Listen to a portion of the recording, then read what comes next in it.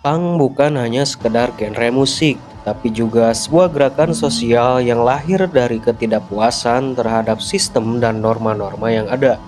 Gerakan ini muncul sebagai bentuk perlawanan terhadap status quo, ketidakadilan sosial dan budaya konsumerisme yang marak pada masanya.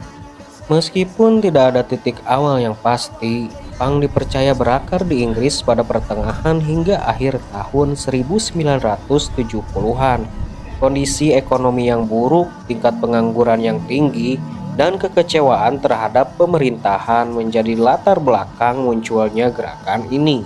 Salah satu pionir punk, Sex Pistols dengan lagunya God Save the Queen memberikan pesan tidak tertulis di dalamnya, bahwa lagu ini bukan sekedar lagu tentang seorang ratu, melainkan sebuah kritik tajam terhadap sistem monarki Inggris, ketidaksetaraan sosial, dan kondisi politik pada saat itu.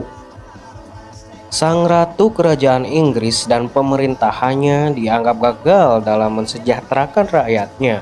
Faktor terbesarnya adalah karena stagflasi melanda Inggris. Istilah stagflasi mengacu pada kondisi di mana perekonomian mengalami stagnasi atau pertumbuhan ekonomi yang lambat atau bahkan negatif, sekaligus inflasi yang tinggi. Hal ini bukan hanya berdampak pada perekonomian, tapi meluas sampai ke sosial dan budaya hingga ketidakstabilan politik. Nah, berawal dari inilah banyak anak muda yang mengkritisi pemerintahan dengan cara mereka sendiri, yaitu lewat jalur musik yang kita kenal sebagai punk. Sampai sini saja harusnya kita paham bahwa stigma buruk terhadap punk itu tidak benar sama sekali. Sentimen negatif ini sebenarnya muncul dari anak-anak jalanan yang mengaku sebagai punk, khususnya di Indonesia. Mereka mungkin berpenampilan sebagaimana komunitas punk pada umumnya, tapi secara attitude mereka jauh sekali mencerminkan dari punk itu sendiri. Mereka cenderung mengganggu ketertiban umum, berbuat onar, ngamen dengan cara memaksa, mabuk-mabukan tidak pada tempatnya. Pokoknya banyak sekali hal negatif yang mempengaruhi hingga membuat citra punk itu buruk di mata orang Indonesia. Jadi saya tegaskan sekali lagi, punk bukanlah apa yang kita kenal di Indonesia. Lalu timbul pertanyaan, katanya kenapa punk berdandan urakan dan mencolok? Itu kan tidak enak dilihat oleh kebanyakan orang. Hal itu membuat orang-orang malah takut melihatnya. Ya, memang jika dinilai secara objektif mungkin akan terlihat seperti itu. Tapi beri saya kesempatan untuk perjelas kenapa punk berpenampilan seperti itu. Jadi tujuannya adalah sebagai bentuk perlawanan terhadap norma. Punk sangat menentang dan mengkritisi budaya konsumerisme dan materialisme yang mana itu juga terjadi di Inggris pada tahun 70-an. Itu juga bentuk demonstrasi anak muda yang punya cara tersendiri terhadap ketidakpuasan terhadap pemerintahannya. Coba deh jika kita lihat orang yang sedang berdemo, banyak di antara mereka yang memakai pakaian dan atribut yang nyeleneh sebagai bentuk kritik. Bagi saya itu kan gak jauh beda dengan apa yang Pang lakukan, tujuannya sama kok untuk kritik.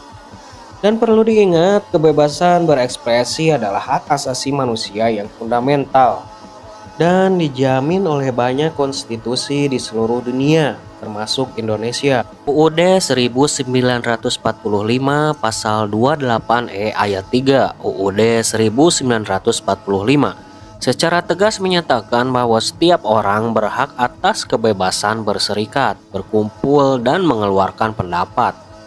Undang-Undang Nomor 9 Tahun 1998. Undang-undang ini secara khusus mengatur tentang kemerdekaan menyampaikan pendapat di muka umum. Tapi tenang, sebagai anak punk, kita dan saya juga paham, meskipun dilindungi undang-undang, kebebasan kita dibatasi kebebasan orang lain. Jadi Anda tidak perlu takut. Dan ada satu hal yang lucu yang terjadi di Indonesia ini. Kan punk sering membuat tulisan-tulisan anarki ya. Entah itu di kaosnya, graffiti, merchandise. Terus ada juga yang dijadikan lambang dari sebuah bandnya untuk ditampilkan sebagai identitas. Nah, kebanyakan masyarakat salah mengartikan apa itu anarki. Bukan hanya masyarakat, Bahkan sampai media berita di acara TV nasional pun sering menggunakan kata anarki untuk orang-orang yang berdemo yang membuat kerusuhan seperti menghancurkan fasilitas umum, membakar kendaraan, membakar ban di tengah jalan untuk memicu kemacetan, dan hal-hal onar lainnya. Padahal itu bukan anarki, itu adalah chaos. Anarki itu sendiri adalah sebuah ideologi. Anarkisme merupakan sebuah filsafat politik dan sosial yang memiliki pandangan yang cukup radikal tentang bagaimana masyarakat seharusnya diatur. Inti dari anarkisme adalah penolakan terhadap segala bentuk otoritas atau pemerintahan yang bersifat koersif. Jadi lucu sekali, bahkan sekelas berita TV nasional pun seringkali tidak bisa membedakan apa itu chaos dan anarki. Nah, anarkisme ini sudah dipegang teguh sebagai ideologi anak pang yang asli. Anarkisme dalam pang ingin menyampaikan kepada dunia bahwa setiap individu memiliki hak penuh untuk menentukan hidupnya sendiri tanpa adanya campur tangan dari negara atau lembaga lain. Nah, terus timbul lagi pertanyaan, Bang, kalau mau jadi anak pang, apa harus berpenampilan seperti anak pang pada umumnya? Bagi saya, jawabannya adalah tidak. Kenapa? Saya sangat mengamini pernyataan dari Mike Marginal ya, salah satu legenda pang Indonesia. Saat itu dia sedang ada di acara Mata Najwa, terus ditanya mengenai hal itu. Mike menjawab, tidak. Pang cukup menjadi diri sendiri dan lu jujur atas itu. Kurang lebih seperti itu jawabannya. Jadi memang benar, buat apa menjadi pang kalau kita tatoan, piercing, rambut mohak untuk hanya ingin memperlihatkan identitas dan menjadikannya hanya sebuah tren, sekedar ikut-ikutan untuk diakui di komunitas misalnya. Nah, karena apa? Setahu saya, di awal kemunculan pang itu sendiri, karena pang pun terlahir dari musik ya, dandanan dari pang itu tidak seperti apa yang kita lihat seperti sekarang ini. Contoh Sid Vicious, seorang ikonik pang yang terkenal, yang menjadi pionir pang.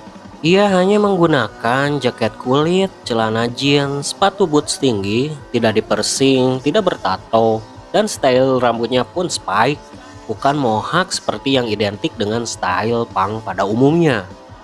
Lalu band-band pionir punk lainnya seperti The Ramones, The Clash, The Stooges, Dead Kennedys, mereka berpenampilan lumrah seperti grup-grup band biasa pada umumnya. Mereka tampil apa adanya. Jadi jika ada yang masih beranggapan kalau punk itu harus tatoan, piercing, rambut mohawk, bagi saya itu tidak benar. Apalagi kita tidak jujur atas itu. Nah, lalu setelah melalui pembahasan tentang punk yang lumayan panjang ini, kita mungkin bertanya-tanya, punk itu sebenarnya apa? Genre musik, ideologi, atau komunitas? Menurut pendapat saya pribadi, punk adalah ketiganya dan itu sudah saling terhubung. Nah, jadi itu dia guys untuk pembahasan mengenai punk dan apa itu punk sebenarnya. Sebenarnya saya ingin membahas tentang punk ini untuk lebih luas lagi, karena saya sangat menyukainya dan saya juga banyak sekali terinspirasi dari mereka. Tapi ya, karena keterbatasan waktu dan mungkin juga kebanyakan teman-teman ingin mendapatkan intisarinya saja, jadi saya cukupkan sekian. Mungkin di lain waktu saya akan membahasnya lebih dalam lagi. Akhir kata, terima kasih telah menyimak video ini, semoga Anda semua suka. Besar harapan saya untuk sedikit banyaknya ada ilmu yang kita terima lewat pembahasan kali ini. Wassalamualaikum. Oi, oi, oi, oi.